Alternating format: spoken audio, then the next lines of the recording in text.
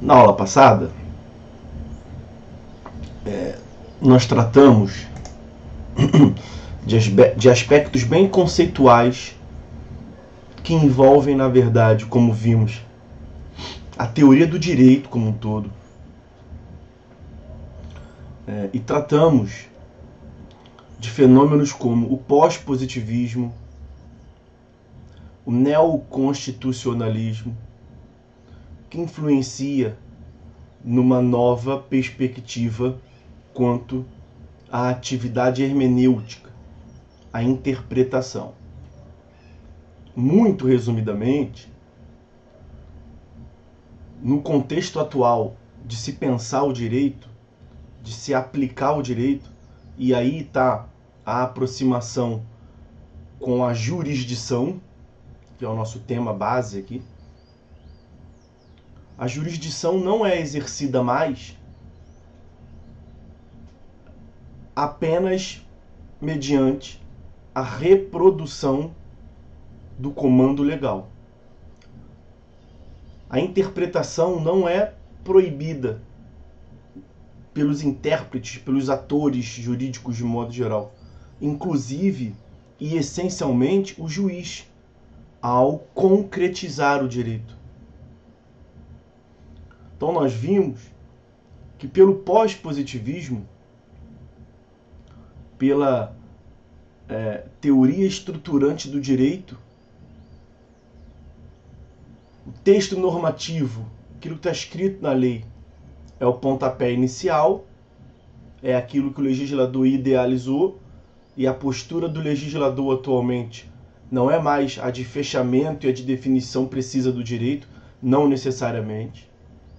Tem se adotado a técnica aberta de redação dos textos.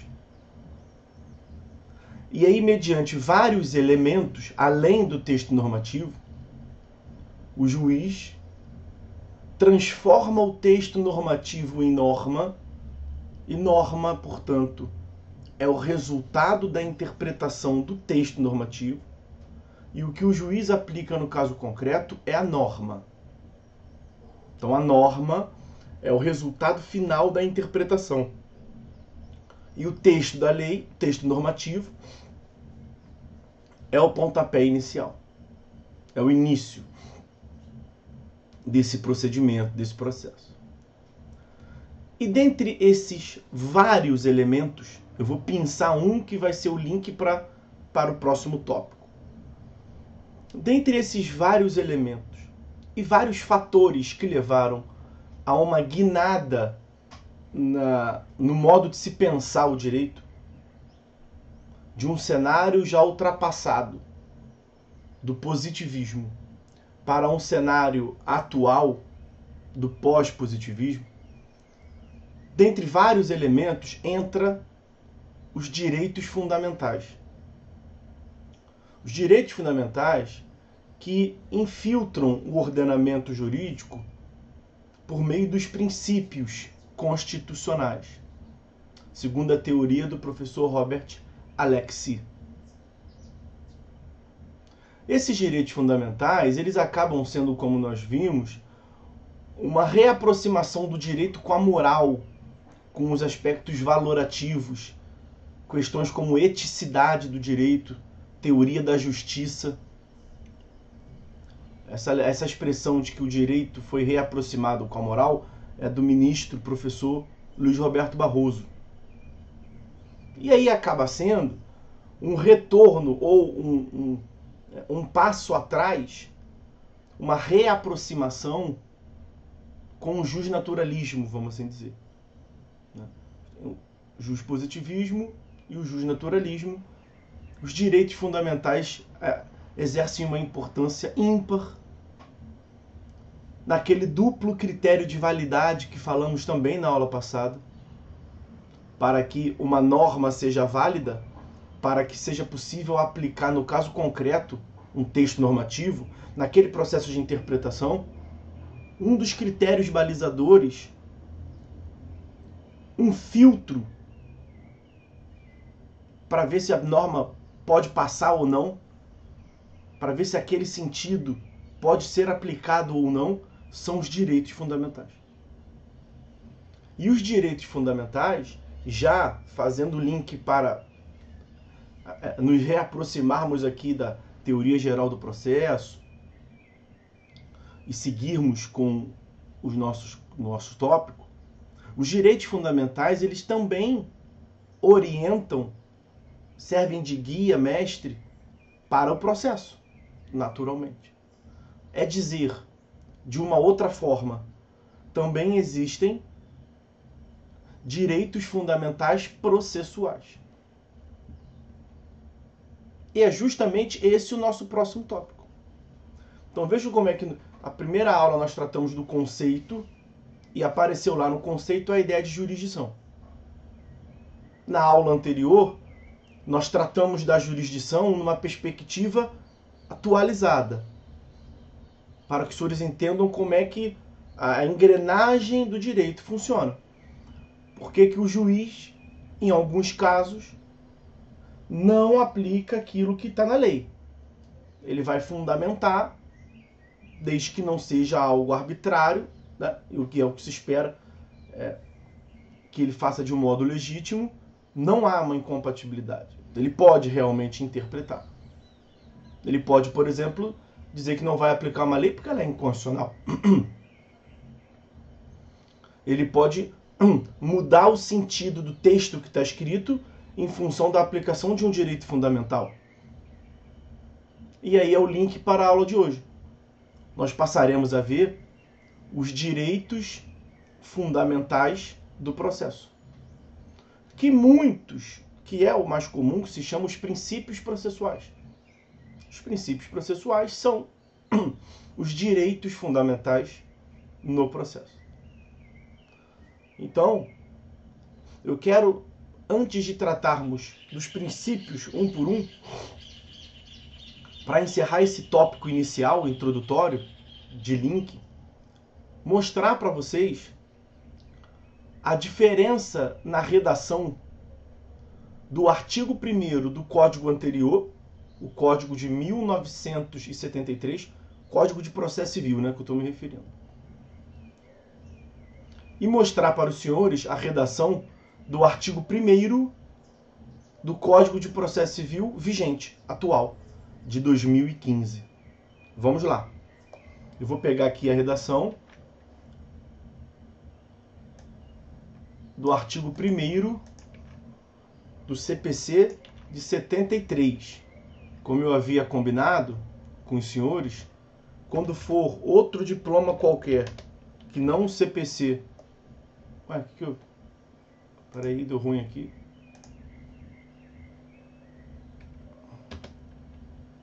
Acho que eu apertei teclas erradas aqui no teclado, foi mal. Ó.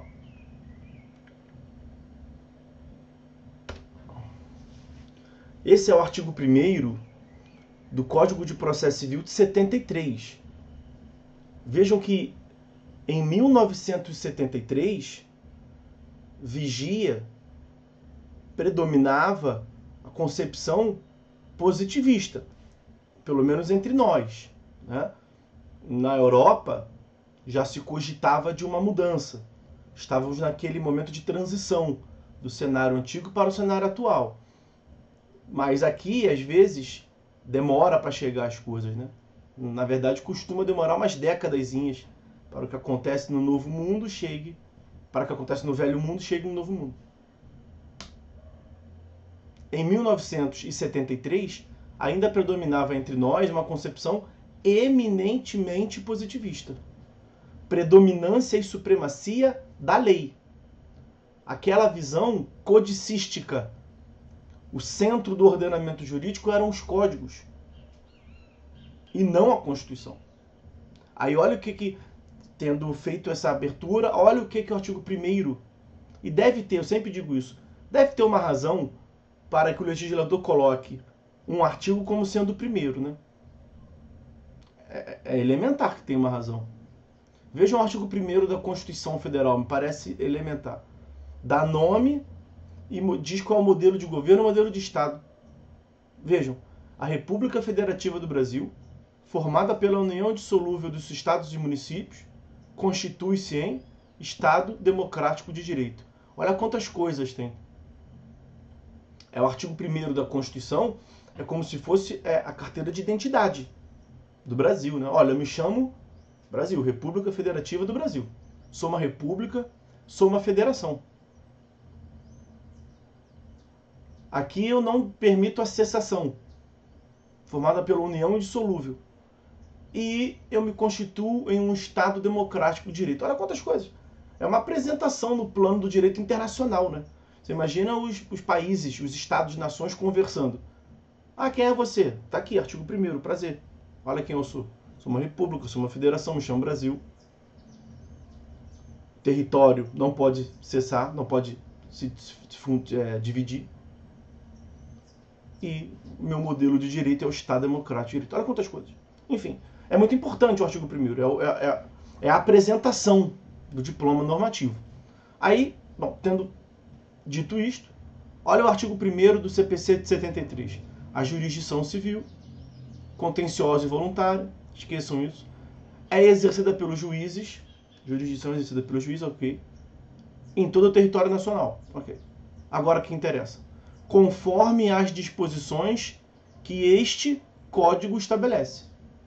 Eu vou me permitir separar aqui para mostrar para vocês o que me interessa, porque a lei, o texto normativo, coloca várias informações, todas elas são importantes. Mas é muito importante, em vários momentos, você separar o que você quer extrair. Ó.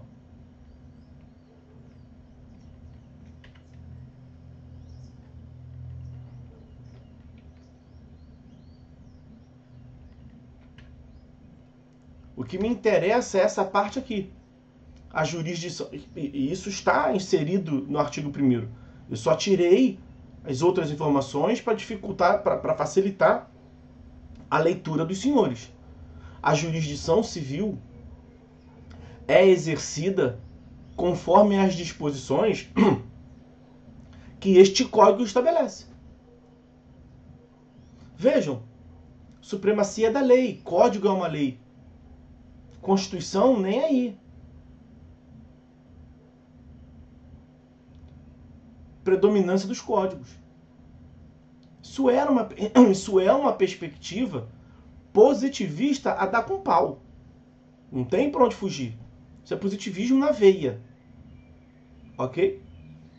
Olhem agora a mudança radical para o artigo 1º do CPC de 2015. E aí me digam se o que nós ficamos vendo aqui na aula passada foi lero-lero, blá blá blá, perda de tempo.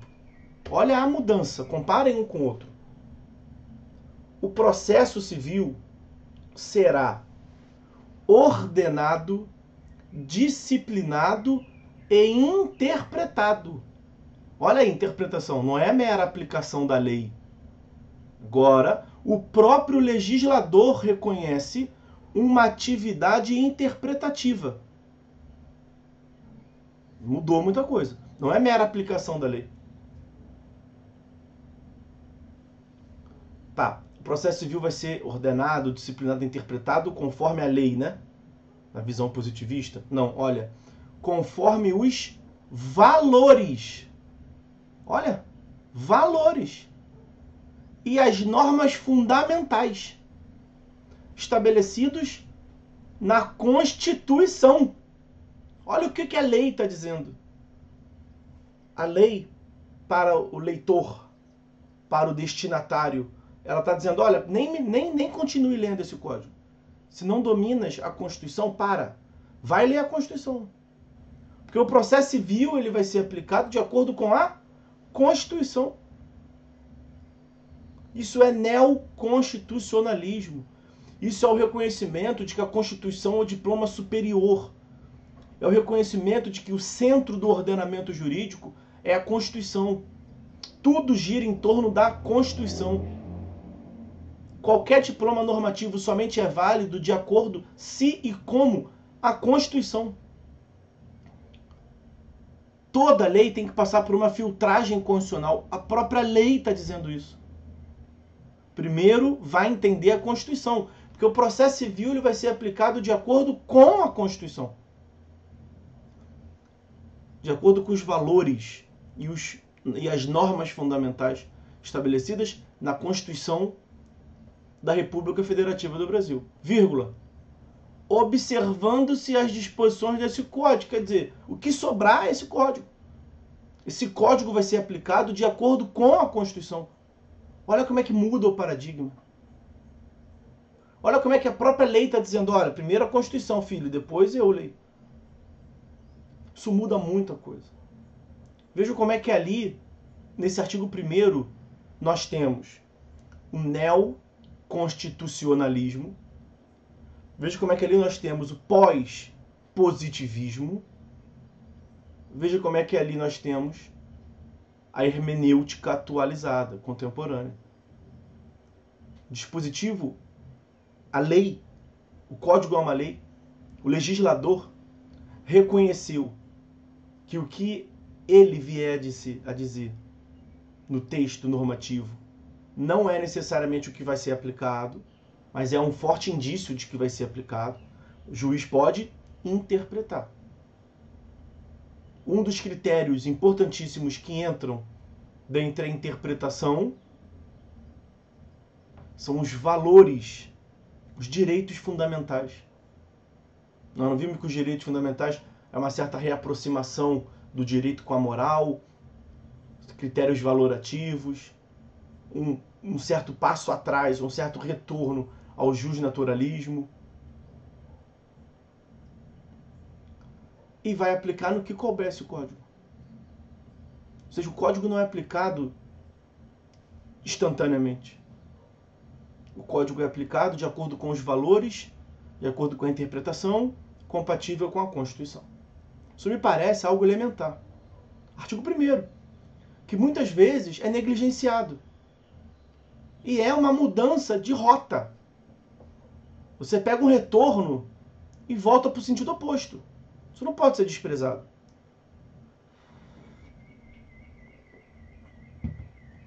Ok? Bom, essa é a primeira parte